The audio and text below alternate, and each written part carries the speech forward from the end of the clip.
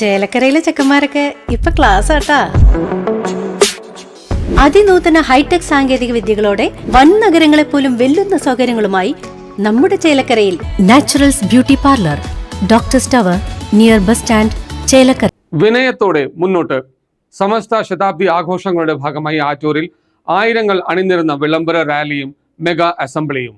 കാസർഗോഡ് മുതൽ തിരുവനന്തപുരം വരെ വിനയത്തോടെയാണ് മുന്നോട്ട് പോകുന്നതെന്നും അതാണ് പ്രവാചകൻ മുഹമ്മദ് നബി പഠിപ്പിച്ചു തന്ന സന്ദേശമെന്നും സമസ്ത തൃശൂർ ജില്ലാ വർക്കിംഗ് പ്രസിഡന്റ് ബഷീർ ഫൈസി ദേശമംഗലം പറഞ്ഞു.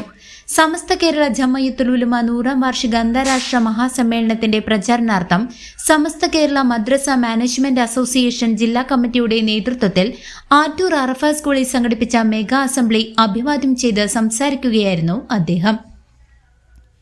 27 റേഞ്ചുകളിൽ നിന്നായി ആയിരക്കണക്കിന് വിദ്യാർത്ഥികൾ പങ്കെടുത്ത വിളംബര റാലിയും ഖുർആൻ ടാലന്റ് ഷോ ഗ്രാൻഡ് ഫൈനലും സ്റ്റുഡൻസ് കോൺക്ലേവും പരിപാടിയുടെ ഭാഗമായി നടന്നു. Attoor Arafa school general secretary KS Hamsa ചടങ്ങിൽ മുഖ്യപ്രഭാഷണം നടത്തി. SKMMA ജില്ലാ ജനറൽ സെക്രട്ടറി ഷഹീർ ദേശമംഗലം സന്ദേശം കൈമാറി. SKSSF ജില്ലാ പ്രസിഡന്റ് CM ഷെരീഫ് ദാരുമി വിദ്യാർത്ഥികൾക്ക് പ്രതിജ്ഞ ചൊല്ലിക്കൊടുത്തു. SKSBV ജില്ലാ പ്രസിഡന്റ് സംനൂൽ വെൺമേനാട് ഇന്ത്യൻ ഭരണഘടനയുടെ ആമുഖം വായിച്ചു. 100 കണക്കിന് മത നേതാക്കളും വിദ്യാർത്ഥികളും പങ്കെടുത്ത പരിപാടി സമസ്തയുടെ 100ാം വാർഷികാഘോഷങ്ങൾക്കുള്ള ഉജ്ജ്വല വിളംബരമായി മാറി.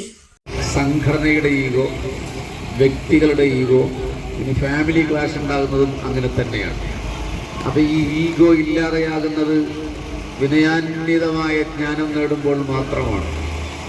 മുഹമ്മദ് നബി സല്ലല്ലാഹു അലൈഹി വസല്ലമയാണ് പ്രപഞ്ചത്തിൻ്റെ സകല വിജ്ഞാനങ്ങളുടെയും കനകഭണ്ഡാരങ്ങൾ തുറക്കപ്പെട്ട പ്രവാചകൻ. അവിടത്തെ പോലെ വിനയമുള്ള ഒരാളുണ്ടായിരുന്നില്ല. മക്കം ഫതഹിന്റെ നാളിൽ മക്കയിലേക്ക് 10,000 പട്ടാളക്കാരുമായി തിരിച്ചു വരുമ്പോൾ ആക്രമിക്കുകയും അട്ടിയോടിക്കുകയും സമ്പത്ത് കൊള്ള ചെയ്യുകയും ചെയ്ത ഒരു ജനത എലികളെപ്പോലെ നിന്ന് വിറയ്ക്കുമ്പോൾ ചരിത്രത്തിൽ കാണാം, മുഹമ്മദ് നബി സല്ലല്ലാഹു അലൈഹി വസല്ലമയുടെ ശിരസ് ഒട്ടകത്തിന്റെ പൂഞ്ഞയിൽ തട്ടുമാർ കുനിഞ്ഞാണ് ഇരുന്നത്. അവ ദിഗ്വിജയങ്ങളെല്ലാം കുനിഞ്ഞാണുണ്ടായത് എന്നർത്ഥം.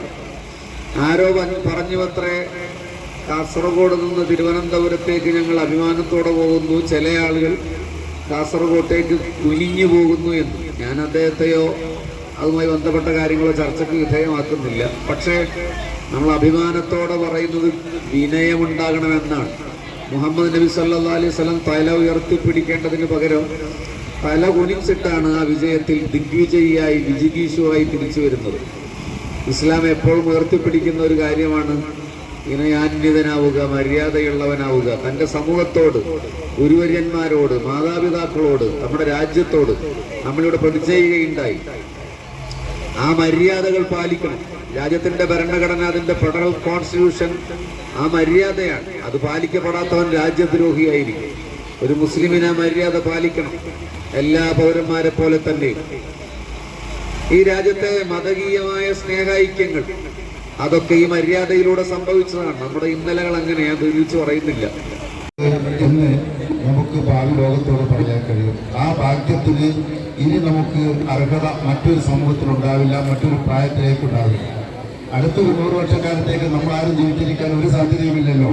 അതുകൊണ്ടാണ് നമ്മൾ ഭാഗ്യവാന്മാരാണ്. സമസ്ത കേരള ജമഅത്തുൽ ഉലമ ഈ രാജ്യത്ത് നിലനിൽക്കുന്നത് രാജ്യത്തിന്റെ മതേതരത്വവും ഇപ്പൊ ഇവിടെ പാരായണം ചെയ്ത, വായിച്ചു കേൾപ്പിച്ച ഭരണഘടനയുടെ ആമുഖം ഈ രാജ്യത്ത് നടപ്പാക്കിക്കൊണ്ടിരിക്കുന്നുണ്ട് എന്ന് ഉറപ്പുവരുത്തുന്നതിനുകൂടി സമസ്തയുടെ സാന്നിധ്യം അനിവാര്യമാണ്. മുസ്ലിങ്ങളും ന്യൂനപക്ഷങ്ങളും താമസിക്കാത്ത മറ്റ് സംസ്ഥാനങ്ങളുടെ സ്ഥിതി വളരെ ദയനീയമാണ്. അവിടെയൊക്കെ തന്നെ ആസാമില്, നാഗാലാൻഡില് ബോർഡ് വെച്ചിട്ടുള്ളത് ഇന്ത്യൻ ഡോഗ്സ് ഗോ ബാക്ക് എന്നാണ്, ഇന്ത്യൻ പട്ടികൾ പുറത്തു പോകുക എന്നാണ്. മണിപ്പൂരിലെ സ്ഥിതി മറ്റൊന്നല്ല. രാജ്യത്തിന്റെ വിവിധ മേഖലകളിലൊക്കെ അങ്ങനെ ഉണ്ടാകുമ്പോൾ സമസ്തക്ക് സ്വാധീനമുള്ള മേഖലകൾ, പ്രത്യേകിച്ച് കേരളം പോലെയുള്ള സംസ്ഥാനങ്ങളിൽ രാജ്യത്തിന്റെ ഭരണഘടന നെഞ്ചോട് ചേർത്ത് വെച്ച് അത് കണ്ണിലെ കൃഷ്ണമണി പോലെ സൂക്ഷിച്ചു കൊണ്ടുപോകുന്നുണ്ട്. അതുകൊണ്ട് തന്നെ ഇന്ത്യൻ മതേതരത്വത്തിന് സമസ്ത ഒരു വാഗ്ദാനമാണ്. ഈ സമസ്തയും അതിന്റെ പടയണിയും നിലനിൽക്കുന്ന കാലത്തോളം ഈ രാജ്യത്തെ ഒരാൾക്കും തന്നെ കീഴ്പ്പെടുത്താൻ കഴിയില്ലെന്നും ഒരു ഫാസിസ്റ്റ് വർഗീയ ശക്തികൾക്കും ഇന്ത്യയെ പൂർണ്ണമായി കീഴ്പ്പെടുത്തുക എന്ന ദുസ്വപ്നം നടപ്പിലാക്കാൻ പോകുന്നില്ല എന്ന പ്രഖ്യാപനം കൂടി ഈ സമ്മേളനത്തോടുകൂടി നടക്കുന്നുണ്ട്. News desk CCV.